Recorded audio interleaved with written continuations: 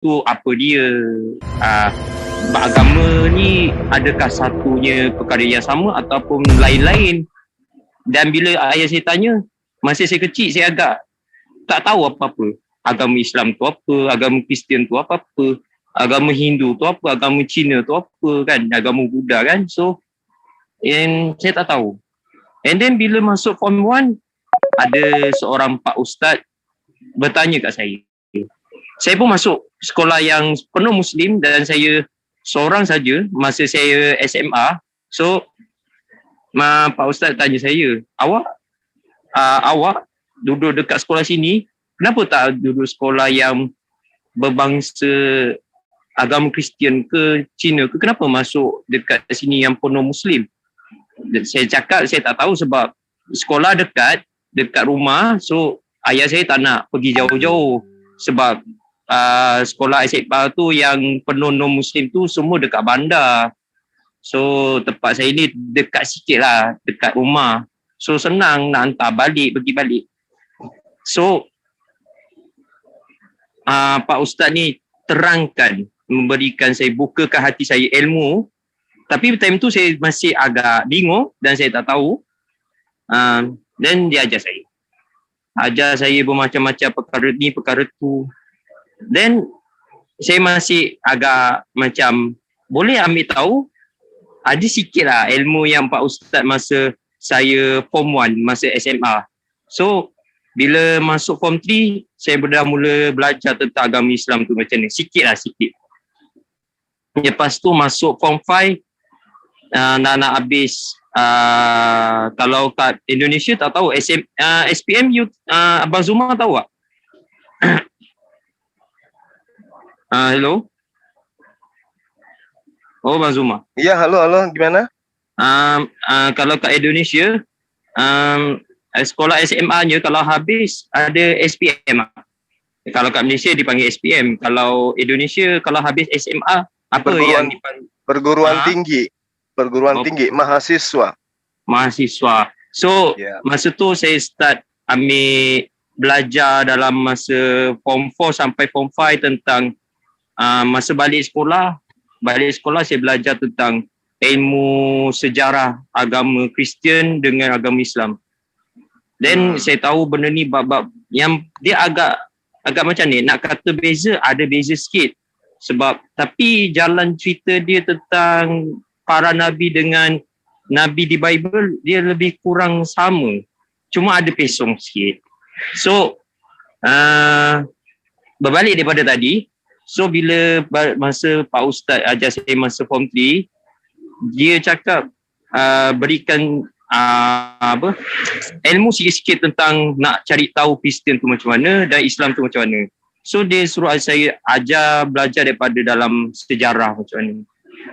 Then pasal agama saya ni, saya tak berdekat sangat dengan Kristian lah. Bukan tak suka, cuma tak tahu. Sebab my parents is all busy, is the job. Then masa form 3, mak saya dah lama pergi. Maksud bukan meninggal tapi cerai. Sudah cerai. Sudah break dengan ayah saya. So saya duduk dengan ayah saya dengan abang saya. Tapi diorang berdua tak pegang agama Kristian tu macam mana. So saya agak macam terkeliru bila saya tengok satu gambar yang terpampar, iaitu gambar Yesus. Setiap paparan gambar tu saya terfikir, akal logik saya fikir Tuhan tu rupa manusia macam saya. Tapi apa yang keistimewaan yang ada dekat Yesus berbanding manusia biasa macam kita ni? Nak kata berbeza, sama je manusia. Tapi macam ni dia dapat kekuatan? Dari mana dia dapat? So saya terkilan. So saya cek, masa form 4 saya cek sejarah tentang Yesus macam mana, dalam Al-Quran tu macam mana, tentang Nabi Isa macam mana. So saya cek. Tapi bila saya tengok rujukan tu, ada yang beza sikit dari Bible, dari sikit daripada Quran. So saya tengah pelik, nak bandingkan yang dua-dua ni, macam mana nak tepatkan jalan cerita yang betul. antara Yesus dalam Bible, antara Al-Quran dengan tentang Nabi Isa yang betul. So macam berbeza tapi pening. So saya belajar daripada YouTube, mencari tentang ustaz lain, ada berbicara ustaz ni. Tapi saya nak soal depan face to face. So syukur Alhamdulillah saya dapat Bazuma untuk berikan saya face to face ataupun dalam Zoom. So saya dapat untuk ilmu sikit-sikit pun tak apa, sebab saya nak tahu soalan yang 2-3 ke dalam masa sekarang ni lah, dalam 2 soalan ke yang boleh-boleh. So itu je lah yang jalan ringkas ni macam ni. Iya. Artinya adik ini sudah pernah belajar dong sejarah Islam dan sejarah Kristen ya kan? Ya, tapi dia agak runsing sebab dia berbeza. Nah, terus dari paparan orang yang adik ini tanya tentang Kristen, apa yang menjadi kesimpulan Jojo untuk sementara terhadap ajaran agama Islam sendiri? Dia senang je. Dan merujuk daripada gambar paparan yang selalu dekat rumah yang beragama Kristen, selalu paparkan Maria, iaitu ibu dia, dengan Yesus. So benda tu macam, saya tanya ayah saya, ini ke Tuhan kita iaitu Yesus? Ya. So benda tu macam saya masih agak pelik, terkilan, sebab rupa Yesus merupakan rupa sebiji manusia tapi memiliki kekuatan yang luar biasa. Tapi macam saya jawab soalan semalam, ramai yang dalam merujuk Bible hanya setakat kekuatan Yesus ada menghidupkan orang mati, memulihkan orang buta, boleh terapung daripada atas air. Tapi boleh tak untuk menghancurkan bumi ni ataupun mengalihkan matahari ke barat ke timur? So benda tu macam mungkin saya akan tertarik daripada Kristian, tapi benda tu belum berikan saya semangat sebab masih terkilan. Dan menurut rasul-rasul dari Paulus, Yohanes dan Lukas ni semua, saya tak tahu latar belakang ni orang dia macam mana.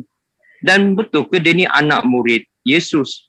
Seingat saya anak murid Yesus yang sebenar pada zaman Yesus wujud dan hidup iaitu 12 Hawariun. Tu je. Tapi yang ke-11 ni atas sebab yang seorang tu pengkhianat. So tu je lah.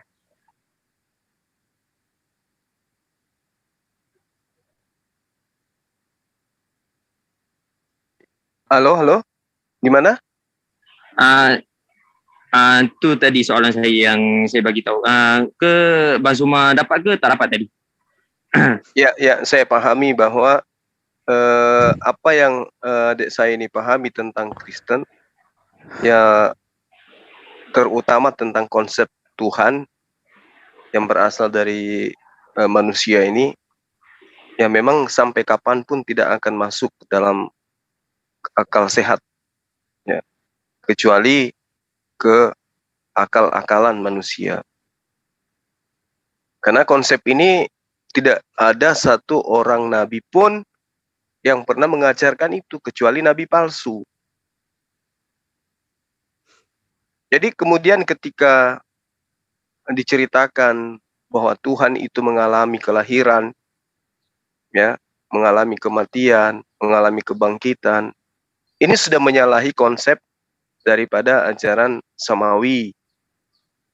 Karena Tuhan itu bukan makhluk yang membutuhkan lahir, yang membutuhkan makan, minum, tidur, itu adalah makhluk. Mustahil alam semesta yang sesempurna ini kemudian diciptakan dengan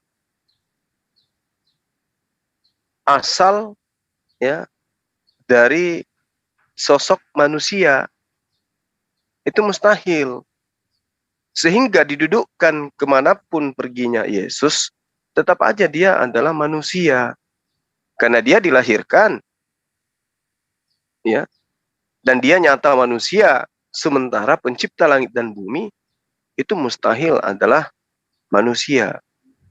Nah, kalau kemudian kita berbicara mengenai sejarah seperti yang adik saya sampaikan tadi. Munculnya agama Kristen ini itu bermula ketika pengikut-pengikut daripada Paulus disebutkan di Antioquia dengan sebutan Kristen.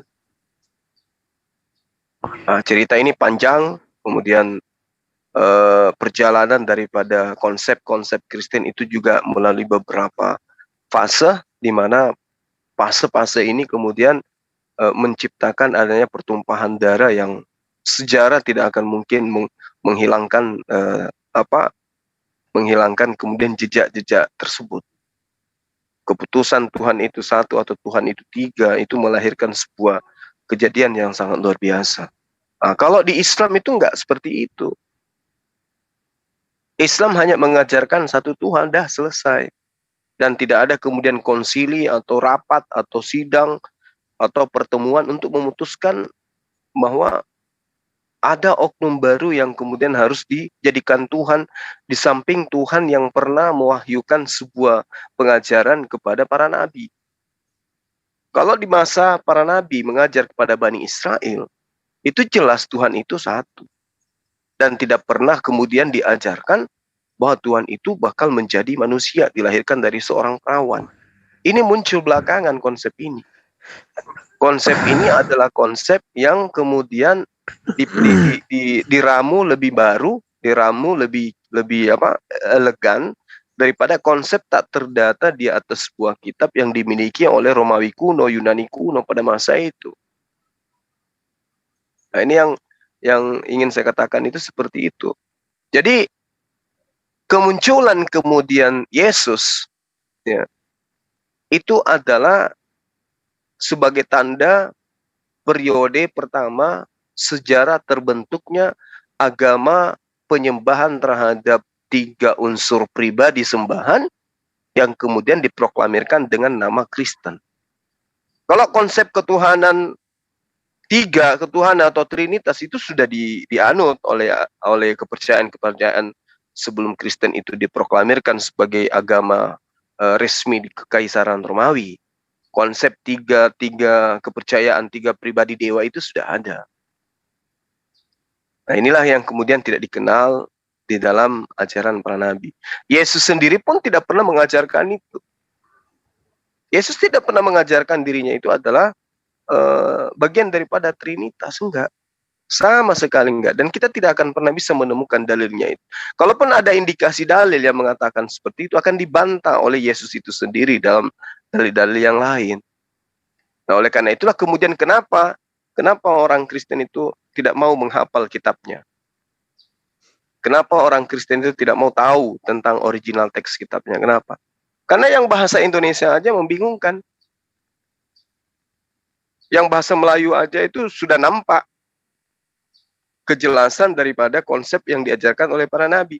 Apatah lagi kalau mereka lari kepada salinan-salinan tertua yang pernah ditorehkan kemudian oleh saksi-saksi yang melihat apa yang terjadi terhadap Yesus. Makanya mereka nggak mau. Bukan mereka itu tidak bisa, bisa. Tapi mereka nggak mau.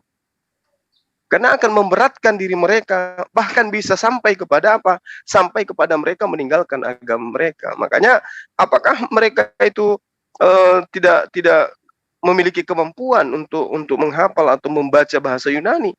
Lah bahasa Inggris aja mereka pintar kok. Bahasa Jepang mereka pintar, bahasa Cina mereka pintar orang-orang ini. Tapi kenapa mereka menjauhi bahasa Yunani? Kenapa mereka menjauhi bahasa Ibrani? Kenapa?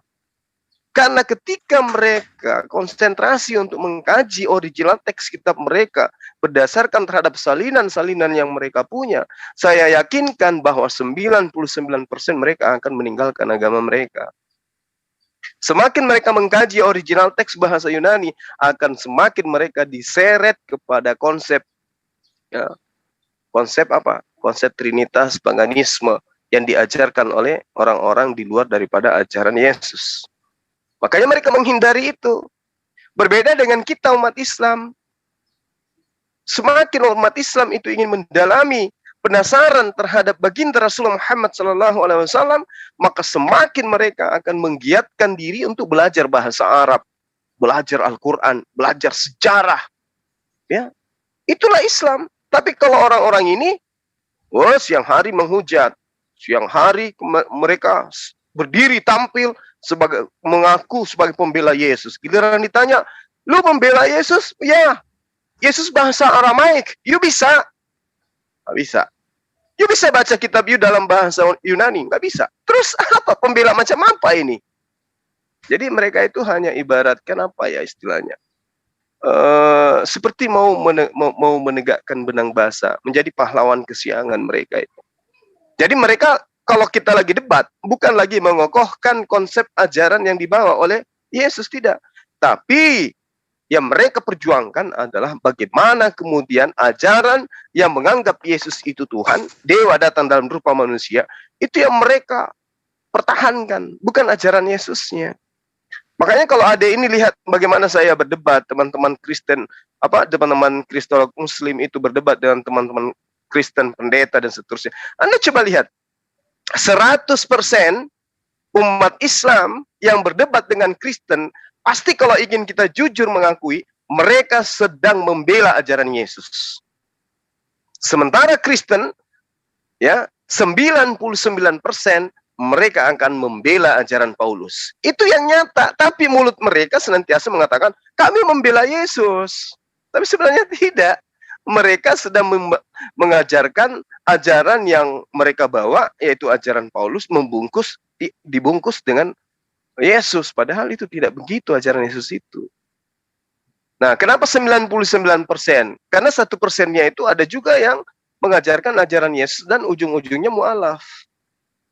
Itu yang saya kira begitu, Adek. Jadi kalau coba Anda lihat, periksa channel-channel Muslim itu. Kami akan tampil sebagai pembela Yesus. Ya, bayangkan ibunya mengatakan anaknya nabi. Ya, bibinya Elizabeth mengatakan dirinya nabi. Orang-orang Yahudi yang hidup sesamaan dengan dirinya mengatakan dirinya nabi. Yesus juga mengatakan dirinya nabi. Jadi yang mengajarkan Yesus itu adalah pencipta langit dan bumi, Tuhan. Ya, orang lain, yaitu orang Kristen yang ujung pangkalnya berasal dari Antioquia itu. Nah, sementara kita umat Islam harus mengakui bahwa apa yang kita imani di dalam Islam itu mengakui bahwa Nabi Isa itu adalah Nabiullah. Nabi Isa itu adalah Rasulullah. Dah selesai. Nah, apa hukumnya? Apa hukumnya? Menurut Yesus, bagi orang yang mengakui dirinya sebagai utusan Allah, jannah. Orang yang mengakui Yesus itu sebagai utusan Allah, kata Yesus, upahnya adalah jannah, surga. Yohanes 17 nomor 3. Jelas itu kan? Nah, bagaimana dengan hukum orang-orang yang mengaku Yesus itu adalah Tuhan? Diusir, dianggap penjahat. Mereka ditendang masuk ke neraka. Kata siapa? Yesus. Baca Matius 7 nomor 21 sampai 23. Jadi jelas itu. Untuk menjadi Muslim, ya, harus mengakui Yesus itu utusan Tuhan. Dan kata Yesus, mengakui aku sebagai utusan Tuhan, engkau akan memperoleh hidup yang kekal. Berarti menjadi seorang Muslim, ya sudah pasti masuk ke dalam jannah. Menurut pola yang ada gitu ya. Bukan menurut yang saya ada-adakan. Nah, sementara yang mengaku Yesus Tuhan, bermujizat demi nama Yesus, mengusir setan demi nama Yesus, bernubuat dengan nama Yesus, ya semuanya dianggap sebagai pembuat kejahatan. Nah, sekarang yang bangga-banggaan membawa dirinya Kristen. Akulah Kristen. Kenapa? Aku bisa mengusir setan. Ya, aku berdoa, Yesus kabulkan. Aku bermujizat. Aku bernubuat. Mereka bangga. Tapi ternyata sudah tertulis di kitab mereka. Kalian semua pembuat kejahatan. Enyahlah daripadaku. Kata siapa? Kata Yesus. Apakah umat Islam itu akan diberlakukan sama seperti mereka? Tidak. Yesus memberikan piagam penghargaan, sertifikat, legalitas. Ya, kalau kau mengaku aku adalah utusan Allah, maka engkau akan memperoleh hidup yang kekal. Yohanes 17 nomor 3. Ya, jadi kalau memang sudah mengakui bahwa Nabi Isa atau Yesus itu hanya Rasulullah, lalu agama yang punya kemudian jasa mengajarkan Anda untuk mengetahui itu lebih dalam sehingga adik saya ini memahami ternyata Yesus itu betul adalah utusan Tuhan, ayo segeralah bersyahadat. Segera menyambut hidayah. Karena ajal tidak ada yang tahu. Bisa jadi hari ini kita sudah mengakui ya agama ini keliru, ini yang benar. Tapi kita masih menunggu. Ajal datang, maka celakalah kita mati dalam kekufuran. kekal di neraka. Padahal kebenaran sudah datang kepada kita. Nah, itu sekedar masukan sekaligus pendapat saya, Adinda Jo. Silakan. Okey. Nak tanya, Bazuma tak letih ke dengan berdebat dengan pendeta-pendeta yang kufur bagi mereka yang atas yang Bazuma dah jelaskan semua, tapi mereka tak dengar? Adakah Bazuma penat ataupun Bazuma memang sentiasa bersabar? Itu soalan saya. Ya, ini pertanyaan yang sangat menarik.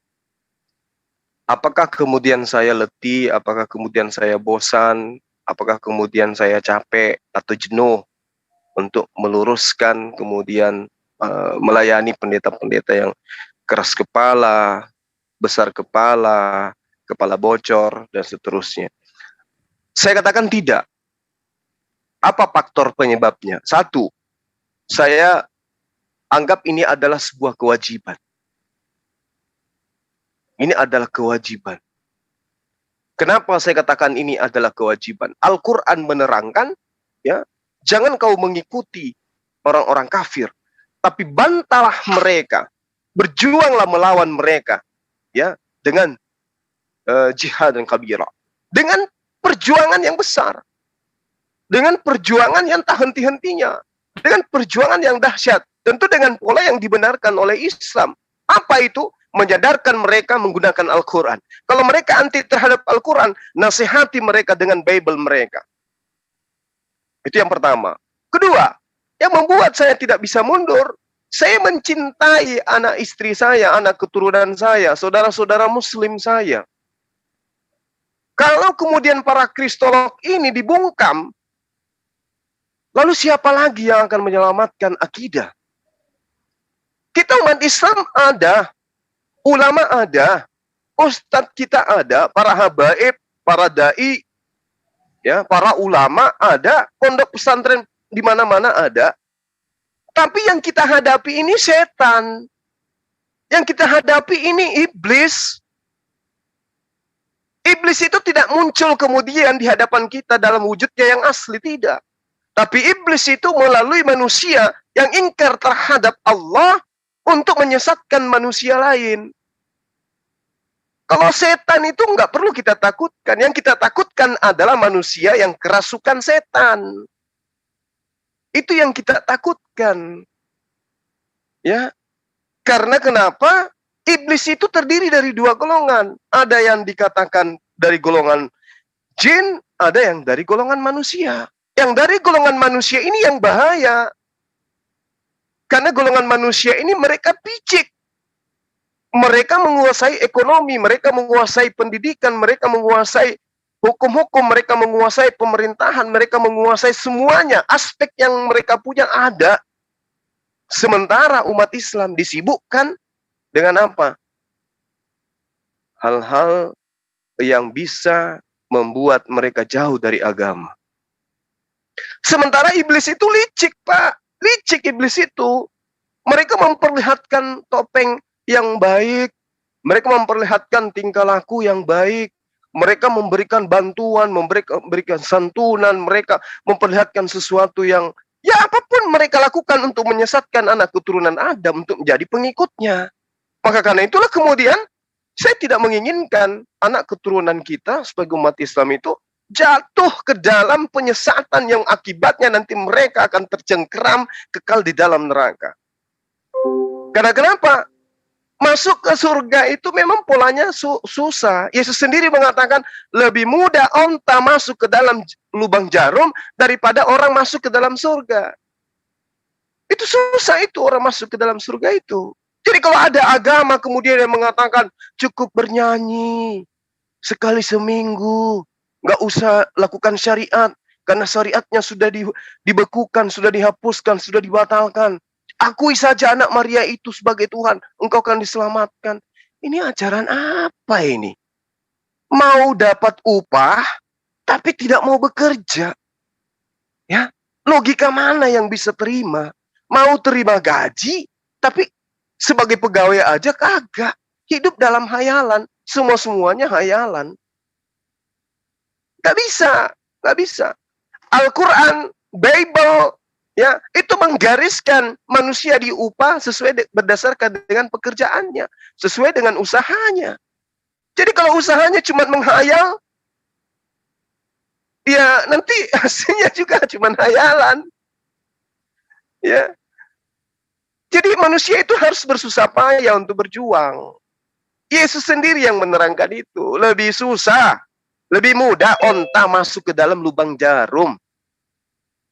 Nah sekarang kalau kita melihat, ya, agama mana yang kemudian bersusah-susah untuk kemudian mendapatkan ridho dari Tuhannya? Hanya Islam. Bahkan saking putus asanya, orang terkadang milih ateis, nggak usah bertuhan deh. Ya, nggak usah bertuhan. Kenapa? Karena sulitnya itu, ya, untuk mendapatkan kemudian jalan menuju ke jannah. Nah itu yang ketiga, yang kedua. Yang terakhir yang membuat saya kuat kemanapun saya pergi, kayak sekarang nih, saya harusnya happy dengan keluarga lagi liburan di Medan. Saya sisipkan waktu saya untuk kemudian mencari siapa yang mau diselamatkan. Adalah kasih. Ini yang membuat saya kemudian terjun ke dunia apologet seperti ini. Karena saya kasih kepada sesama manusia. Coba bayangkan. Kalau orang itu kemudian kena penyakit lever, ya, atau penyakit gula, sakitnya itu hanya sementara. Penderitaannya itu hanya sementara. Begitu dia berobat atau dia meninggal, luka daripada penyakit gulanya itu sudah hilang. Levernya sudah hilang.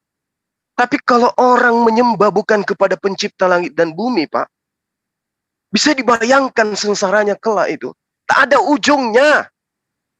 Apakah sebagai manusia, Islam tidak merasa iba, tidak merasa terpanggil, tidak merasa kasihan terhadap mereka yang dibutakan oleh kenikmatan dunia? Tidak dibutakan oleh kebencian terhadap Islam. Ya ayuhallas, kata Allah, taqu rabbakumul lati khalaqakum min nafsin wahidah. Kita tadinya ini satu. Wa khalaqa minha zawjaha wa watha minhuma rijalan katsira wa nisa. Wattaqullah lazi tasa'alu bihi wal arham. Ini yang memanggil saya kemudian. Aku cinta kepada mereka. Meski keyakinan kita beda. Tapi berikan saya kesempatan, berikan ruang kepada saya untuk berbicara di hadapan kalian.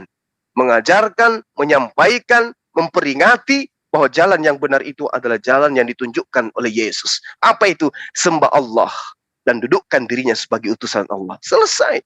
Al-Quranku mengajarkan agar aku memelihara hubungan kekerabatan ini.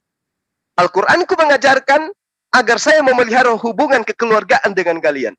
Al-Quranku mengajarkan ketika diseru, ya ayuhan nas, wahai manusia, peliharalah hubungan kekeluargaan kalian. Peliharalah hubungan kasih sayang terhadap kalian. Ini yang memanggil saya. Karena saya cinta. Contoh misalnya, Adinda Jo. Kita dialog di sini, kita berbincang di sini. Apa yang menyebabkan itu? Adakah Adinda Jo bayar saya? Sementara saya harus keluarkan keringat, saya harus keluarkan tenaga, saya harus bayar wifi, bayar ini, bayar itu, dan seterusnya. Ada apa rupanya? Saya diupah enggak? Atau mau dibilang sakti, mau dibilang jauh? Bukan juga. Buktinya saya enggak mau menampakkan diri. Saya tidak mau memperlihatkan wajah. Apakah karena saya ingin terkenal? Buktinya kalau saya mau terkenal, nama saya di channel-channel udah terpampang banyak. Tapi adakah di antara mereka yang mengenal saya secara pribadi? Masih jarang. Kalau saya mau tampil terkenal sekarang juga saya buka open cam, kemudian saya, oh ternyata ini yang namanya Zuma, sehingga ketika saya ke kota-kota, bandara udah buka, udah tutup untuk menjemput orang ini. Apakah saya menginginkan itu? Tidak. Lalu apa yang saya inginkan? Ridha Allah. Menyelamatkan antum semua. Menyampaikan kebenaran dari risalah para nabi. Menyembah hanya kepada Allah. Supaya apa? Supaya kalian tidak tersesatkan kelak. Di hari kebangkitan kalian tidak kekal di dalam neraka. Ini. Ya. Oleh karena itulah kemudian, ya, Adinda Jo nggak kenal saya nggak kenal antum, Anda nggak bayar saya. Tapi kemudian saya ngajak, yuk mari kita mengenal Tuhan kita dengan baik. Mari kita berdialog. Nah, tapi hati-hati kalau dengan saya. Sedikit saja Anda itu melakukan pelecehan terhadap kitab suci, Al-Quran, baginda Rasulullah, dan Allah. Karena saya anggap Anda waras, maka saya akan melakukan perlawanan yang keras. Ya, tentu tidak seketika, berbeda dengan seperti siapa yang penghujat-penghujat, seperti pendeta Petro. Nah, itu memang harus diterapi otaknya, karena otaknya sudah kusut, nggak bisa lagi diurai dengan baik. Ya, jadi begitu Adinda Jo, saya tidak akan pernah jenuh.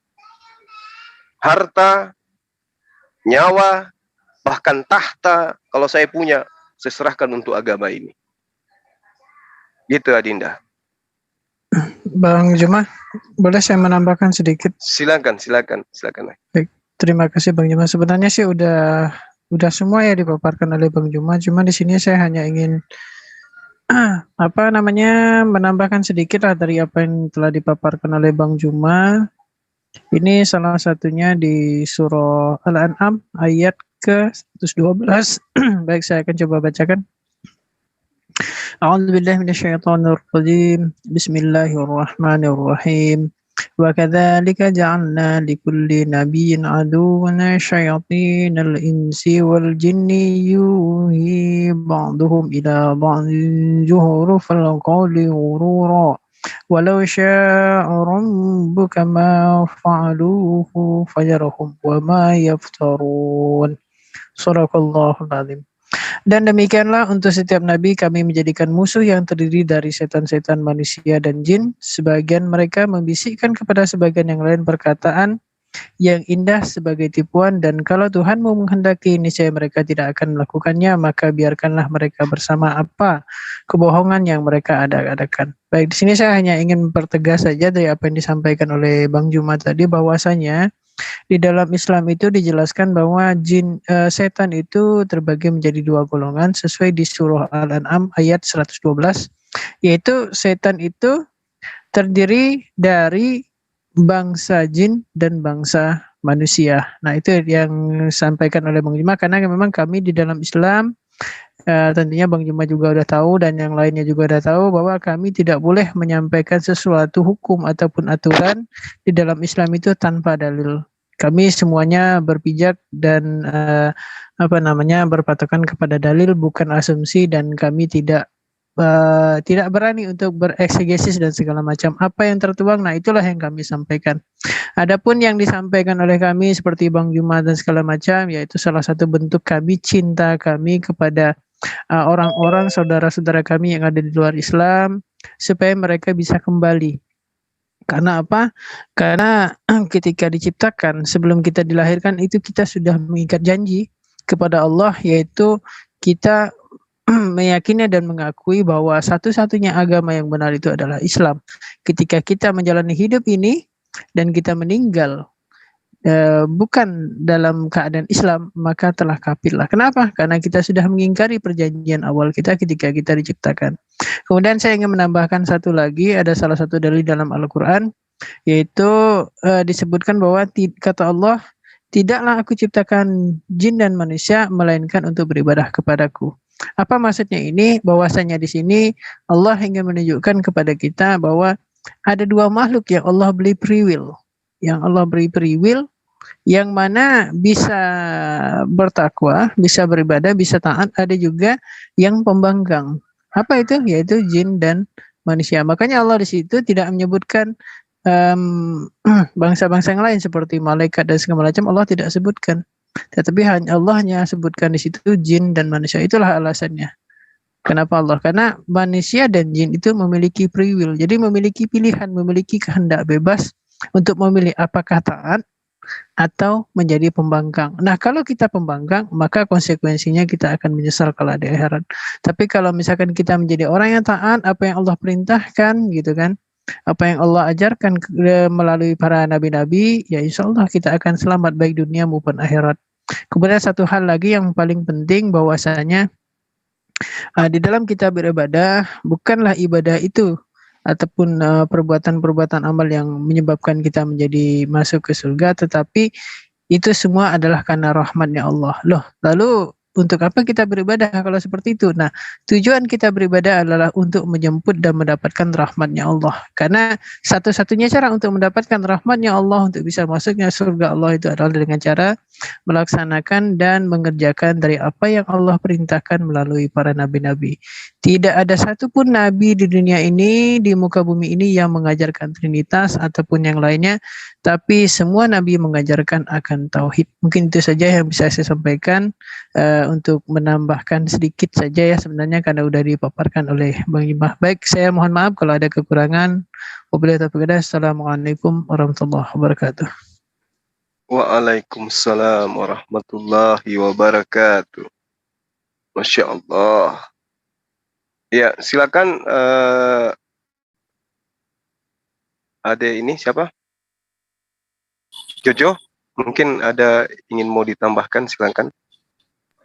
Okay. Maybe itu saja sebab menurut pandangan saya setiap channel dan juga video yang Bazuma dah paparkan dari YouTube, setiap video kadang-kadang sedihlah juga sebab saya tengok banyak berdebat dengan apa yang Bazuma terangkan secara yang betul, yang dalil, yang diterangkan dalam Bible tu semua yang dah diberi kepada pendeta yang lain. Tapi macam Bazuma cakap, macam bagi saya memang kelakar lah Bazuma sebut tadi yang memang ada yang tak guna otak semua tu, tapi kita tak guna secara tu semua, tapi akal sihat kita itu betul. Sebab kalau menurut logikal dan benda ni adalah gaib. Sebab kalau benda tu ada dalam dalil, mesti ada petunjuk dan juga ada ada bukti. Kalau tak ada dalil, tak ada bukti, tak bermakna Yesus tu adalah Tuhan. Kadang betul juga sebab kadang diri saya, siapa yang ciptakan saya? Takkan Yesus. Yesus pun diciptakan juga, dilahirkan juga. Macam saya pun dilahirkan oleh mak bapak saya. Tak tentunya Yesus saja yang dilahirkan hanya sekadar jadi Tuhan. Kalau saya dilahirkan, mesti saya boleh jadi Tuhan kan. Tapi that's not a gift. It's not dia tak ada common sense. Benda tu tak ada langsung dalil ke, tak ada langsung benda-benda macam tu nak katakan Yesus tu Tuhan. Tak ada. Tapi itu sajalah sebab saya tengok kesian juga sebab tengok cara yang Bazuma berdebatkan orang lain, tapi niat Bazuma untuk tolong mereka ke jalan yang benar, ke jalan yang berjannah. Itu yang saya suka sebab setiap yang channel yang video Bazuma relatekan, yang Bazuma tolong paparkan dan tolong memberikan jalan yang kebenaran, itu memang bagus bagi saya. Dan saya suka sebab kalau ikutkan, walaupun kesian macam mana orang nak berdebat tu sampai sakit tekak, berjerit, ada yang bergaduh, tapi bagi saya tu memang sifat orang yang beriman tu memang betul-betul nak tolong orang masuk ke syurga. Cara nak masuk ke jannah tu, nak kata susah ke senang, tabiat manusia tu kalau nak masuk syurga tu kena ada fakta yang masuk akal, kena ada dalil. Tak bermakna yang Bazuma ni cakap benda yang salah. Sebab dia ada dalil. Kalau tak ada dalil, tak bermakna Bazuma ada kat dalam YouTube. Mesti Bazuma tak akan buat video ni yang tak ada relate, yang tak ada dalam apa-apa yang Bazuma dah buktikan. Tapi bagi saya Bazuma dah usahakan benda tu semua untuk bawa dia orang masuk ke syurga, ikut ke jalan yang betul. Saya suka.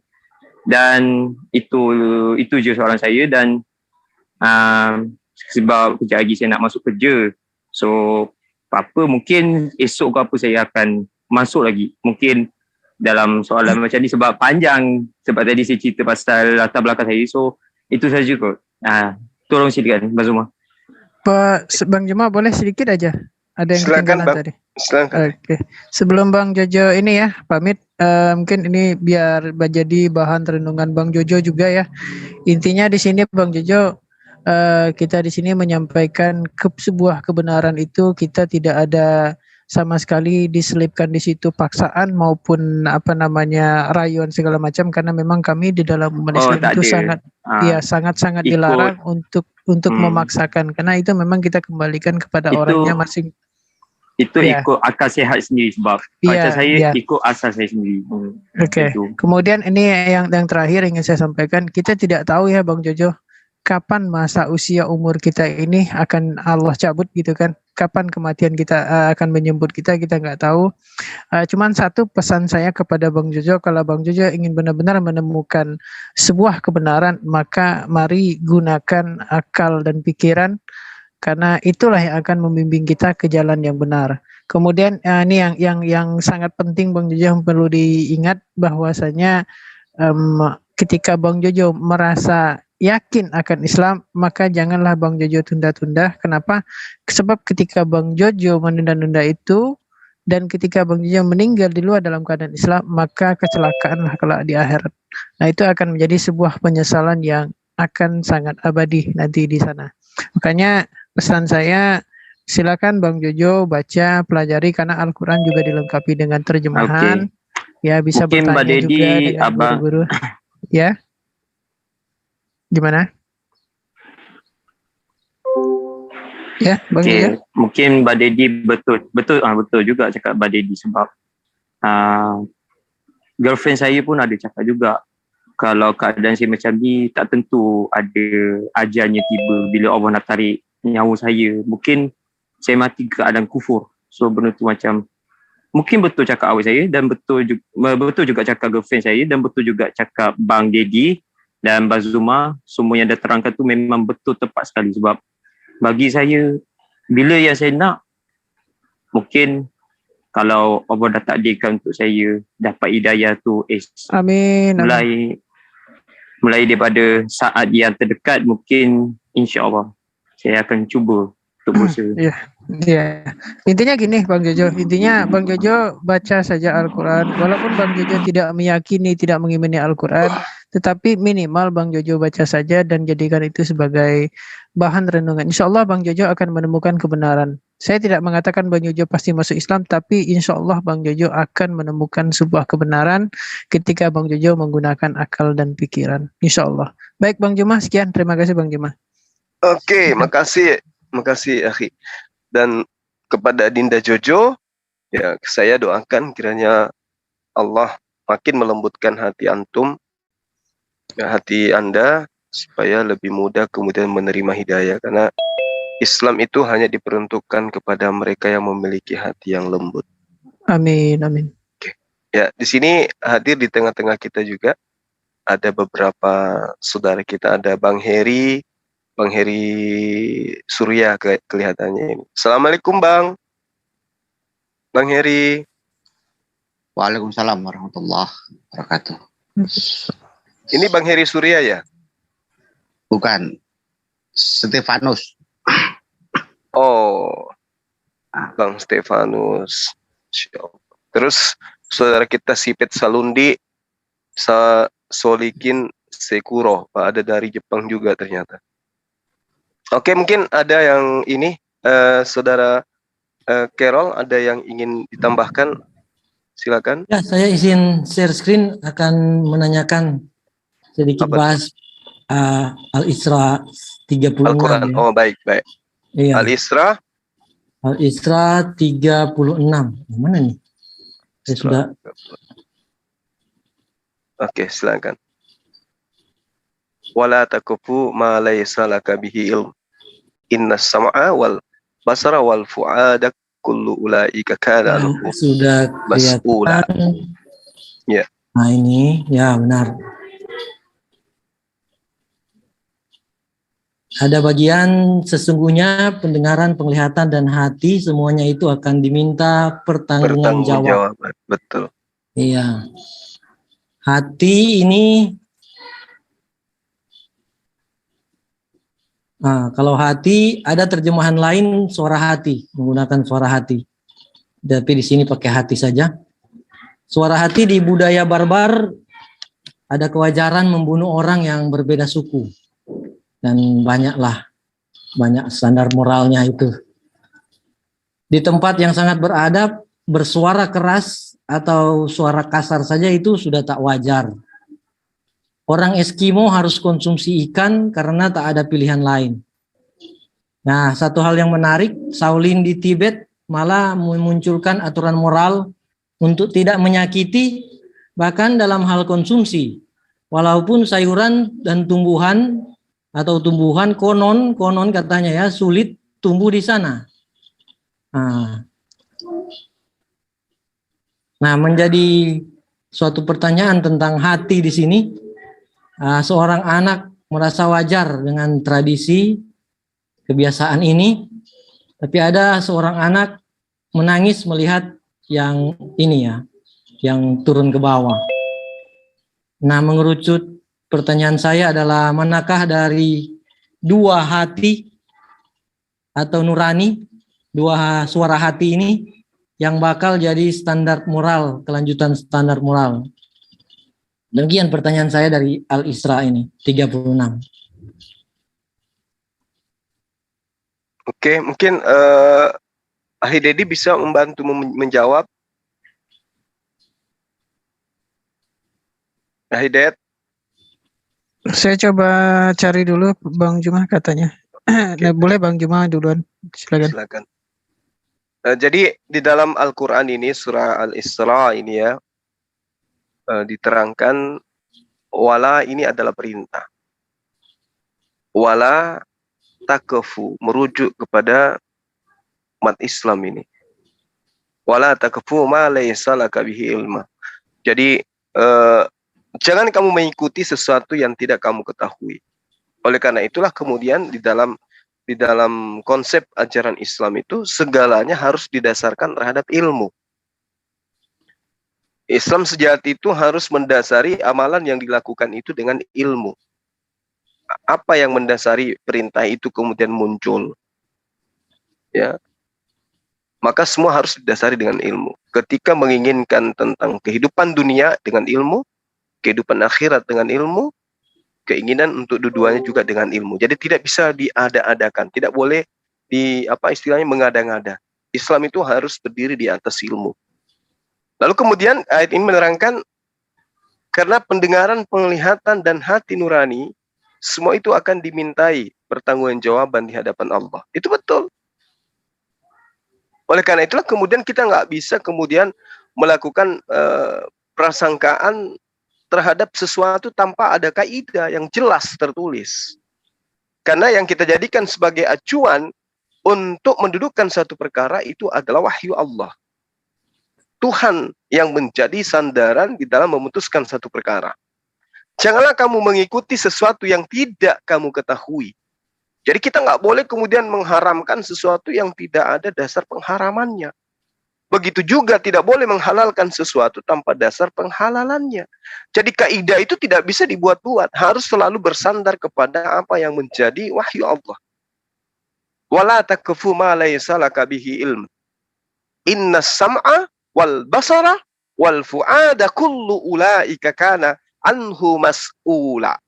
Jadi apa yang kemudian kita lakukan, apa yang kemudian kita jadikan sebagai sebuah sandaran di dalam kehidupan kita beragama, itu akan dimintai oleh Allah pertanggungjawaban.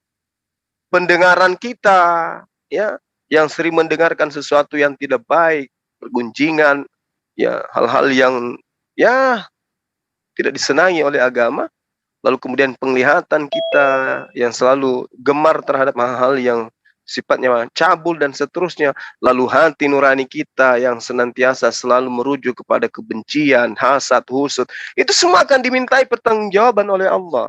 Nah, terkait dengan apa yang sahabat kita itu uraikan, Saudara Kerol ya, terkait dengan makanan dan antara ada yang makan daging, ada yang makan buah-buahan dan dan sebagainya. Mohon maaf saya harus mengatakan bahwa syariat Islam itu sudah mengatur segala sesuatunya, termasuk hal yang dikonsumsi oleh umat Islam itu.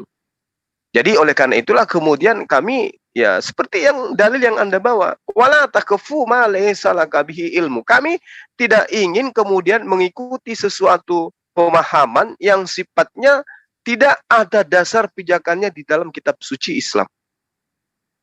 Bahwa ini tidak baik karena itu adalah hewan. Ini baik karena dia hanya sekedar binatang. Islam kemudian diberi kaidah, ya, koridor jalan yang sudah menjadi titik tumpu dari sentralisasi apa yang kami katakan pewahyuan. Artinya, ketika kami mencari di luar daripada Al-Quran sebagai pedoman untuk memutuskan satu perkara, itu berarti kami lebih sempurna daripada Islam. Kata Rasulullah, hendaklah siapa yang mengadang-adakan sesuatu perkara yang tidak aku bawa, silakan mencari agama di luar daripada agama Islam. Aku tidak termasuk mereka, dia tidak termasuk dari golonganku. Nah, kami Al-Maidah ayat 3 menerangkan, ya Islam itu sudah disempurnakan. Jadi kalau ada hal-hal yang tidak diatur kemudian, ya butuh penafsiran, butuh pendalaman yang lebih jauh. Dan janganlah kamu mengikuti sesuatu yang tidak kamu ketahui. Saya berserah diri, ya berlepas diri dari hal-hal yang saudara saya ingin ingin saya jelaskan terlebih jauh. Ya, saya kira begitu. Akhi Dedi mungkin ada masukan, silakan. Terima kasih Bang Jumah. Ini saya baca di ini ya, tafsiran Ibnu Katsir surah Al-Isra ayat 36. Jadi di sini tafsirannya ya.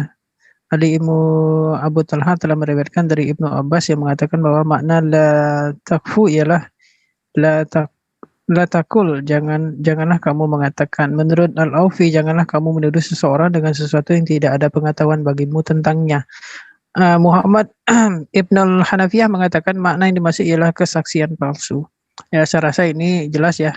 Apabila kita memberikan suatu kesaksian palsu, apalagi kita menuduh ya orang lain, itu di luar pemahaman kita, pengetahuan kita, maka itu adalah sesuatu perbuatan yang sangatlah buruk gitu ya. Itu dosanya besar sekali, apalagi kita mengajak ataupun menggiring seseorang kepada kesesatan. Nah, itu lebih lagi dosanya. Udahlah kita sesat, ditambah lagi kita menyesatkan orang lain. Makanya di sini memang kelak di akhirat, kalau saya baca di tafsiran ini, akan diminta pertanggungjawaban dari apa yang telah kita lakukan selama kita hidup di dunia. Itu maksudnya. Jadi seperti perkataan, yaitu berarti kan mulut nanti akan diminta pertanggungjawaban, kemudian tangan, apa yang telah kita lakukan segala macam, kaki dan sebagainya. Pokoknya anggota badan akan diminta pertanggungjawaban dari apa yang kita lakukan. Nah, makanya di sini kita tidak boleh ya melakukan sesuatu itu hanya berdasarkan prasangka belaka, karena memang sungguh prasangka itu didasari tanpa pengetahuan. Gitu hanya sekedar perkiraan belaka. Maka ini dijelaskan dalam sebuah hadis, maka barang siapa yang berpura-pura melihat sesuatu dalam mimpinya, maka kelak di hari kiamat ia akan dibebani untuk memintal 2 biji buah gandum padahal dia tidak dapat melakukannya. Maka ini sangat berat sekali. Jadi itu intinya. Jadi di surah ini mungkin nanti bisa ditanyakan lagi ya Bang Kerol, mungkin ada yang kurang jelas dari pemaparannya, tapi di sini yang saya tangkap bahwa memang kita dilarang ya untuk memberikan kesaksian palsu, terutama sesuatu yang kita tidak ada pengetahuan tentang itu. Jadi menuduhkan sesuatu ataupun menggiring ataupun segala macam memang kita tidak diperkenankan. Makanya di dalam Islam itu jelas konsep dasarnya, patokannya, rujukannya itu adalah dalil, baik itu dalam Al-Quran maupun di dalam hadis. Apalagi suatu berita yang kita tidak tahu kepastiannya, kita hanya mereka-reka saja, kemudian kita sebarluaskan, maka itu merupakan suatu berita yang hoax, kan gitu. Bahkan di dalam undang-undang, di dalam kenegaraan juga sangat dilarang keras itu. Kita menyampaikan suatu berita yang tidak jelas asal-usulnya, merupakan suatu berita hoax, maka itu akan bisa mendapati hukuman pidana, karena memang itu bisa menimbulkan perpecahan maupun makar dan segala macam. Jangankan di agama ya, di negara saja itu dilarang. Jadi memang tegas sekali memang di surah ini menyampaikan seperti itu. Mungkin itu yang bisa saya tambahkan. Wallahu a'lam bishawab. Oke, di sini ada teman kita yang lain. Makasih Akhi Ded. Ini ada Sipet Salundi. Ya. Salam kenal Bang, ada sesuatu yang ingin dipertanyakan atau ingin ditambahkan, silakan. Terima kasih Bang. Coba ini belajar like, udah bisa, jadi bisa nyimak lagi langsung di sini. Lanjut aja Bang. Iya. Ada Itu ada chat Bang Juma dari Bang Kerol itu di live chat. Maksudnya gimana Bang Kerol? Oh ya, tadi saya hanya chat itu hanya karena saya mengingat lagu, ada itu lagu dari Chrisye mungkin ya.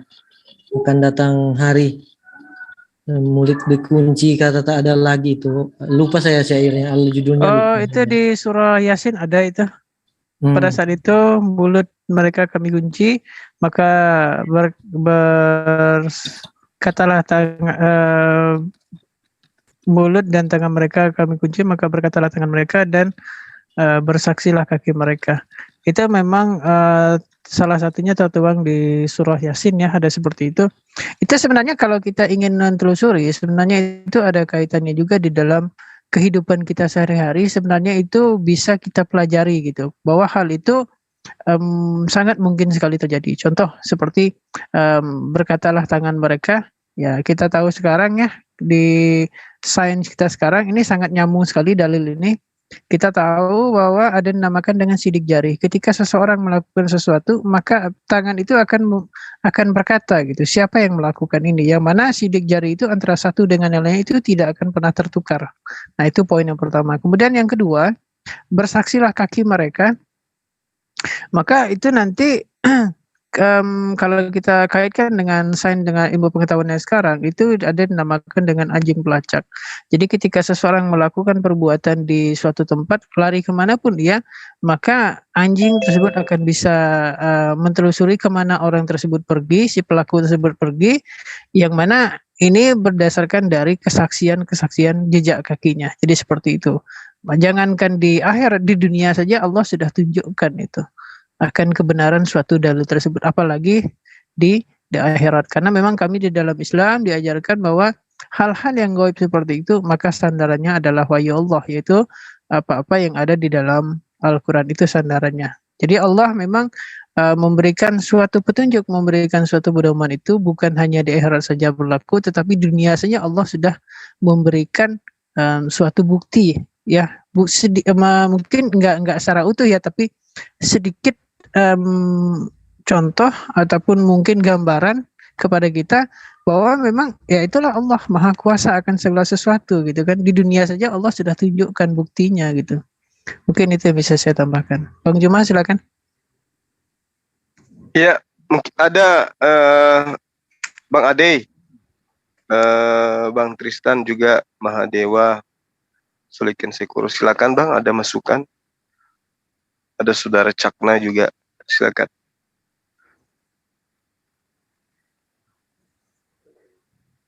Bang Ade. Iya Bang Juma, Assalamualaikum. Aduh ikutan nyimak aja dulu. Waalaikumsalam warahmatullahi wabarakatuh. Atau kalau sudah nggak ada lagi masukan, Akhi ditutup aja Akhi. Gimana Bang Juma? Kalau nggak ada lagi dari teman-teman, ya tutup aja. Temanya apa ini mengenai soal kesaksian di akhirat itu Bang? Tadi temanya terkait dengan ini sejarah Islam Kristen yang dipelajari oleh saudara Jojo. Oh gitu. Soalnya tadi dengar soal terkait dengan kesaksian. Itu pertanyaannya itu, ya. Saudara Kerol terkait dengan surah Al-Isra ayat 36. Ya. Ya, pengadilan Allah itu ya digambarkan di dunia itu sudah jelas gitu ya. Barang bukti diperlihatkan, saksi-saksi yang bisa berbicara, saksi hidup ada, saksi barang-barang pun ada gitu, barang yang tidak bicara. Tapi di dunia ini tidak bisa